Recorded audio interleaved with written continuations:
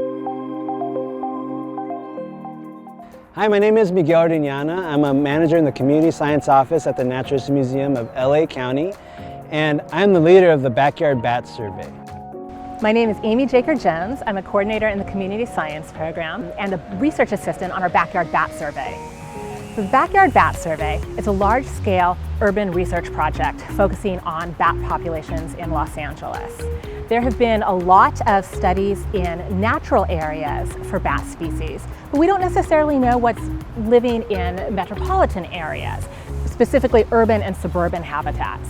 What we do is we set out acoustic detectors. These are bat boxes that record the sounds bats are making at night when they're out hunting, their echolocation signals. By doing that, we can actually figure out which species are present in different parts of Los Angeles. People want to know where bats are, whether it's because they're afraid of them or just fascinated by them or want to conserve them.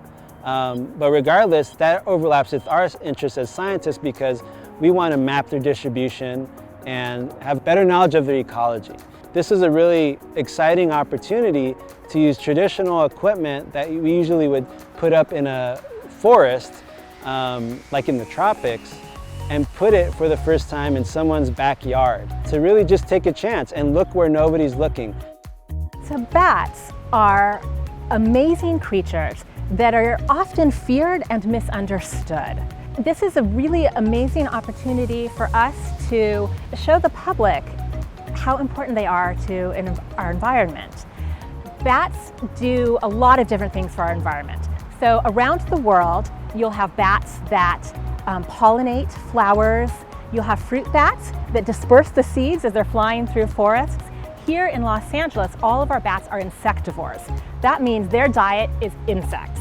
So they're flying around at night, eating the pests that can do major damage to our crops, and also pests to us like mosquitoes. We want to study them in urban Los Angeles because bats can be affected by high levels of urbanization, and we are trying to figure out which bat species might be struggling with urban settings. When designing the Backyard Bat Survey, I really wanted to create a more inclusive project within our community science program. And the goal was to be able to take advantage of specialized technology as a way into more urban wildlife research. We're using acoustic technology that is easily transportable to allow people, regardless of what type of residence they live in, to be able to participate and survey. By choosing bats, we're able to choose an animal that has less barriers than other mammals that live in the LA area. They do not have to worry about getting hit by cars, and so their distribution isn't limited by that potentially. But we knew there was a possibility that almost any neighborhood within the LA area would be able to participate and detect bats. A lot of people are really surprised to learn that there are any bats in Los Angeles at all, and most people I talk to will actually express that they've never seen a bat. But our results show that every site we've put up a bat detector has detected bats. Because we are leaving these detectors out for a full year, we also have a really exciting opportunity to look at seasons. For instance, when we set up a bunch of bat detectors in January, we had several sites that didn't record any bats the first month or the second month. But by the time we got to March, every site had recorded bats. And so we're able to look at a full year and see some of the patterns. So when a community scientist sees a sonogram from their particular house and can see what type of bat was there, and an actual image of the call they were making, it's really an astounding moment. A lot of the work that we're trying to do is trust building with our community members, and this Backyard Bat project accomplishes that when we're actually co-creating projects in a way by determining what questions we want to ask based on what the community's interests are. They are either intimidated by them, and there's an opportunity for education there.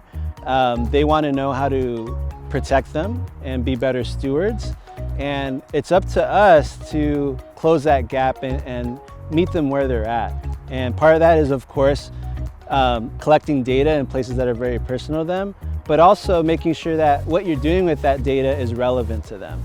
Hopefully, because bats are so charismatic and controversial to some people, hopefully we'll get some responses and some interest whether it's because they want to know how bats are protecting them from mosquitoes or protecting their community garden from moths and crop pests, or just understanding better the lack of risk of having bats flying around your neighborhood.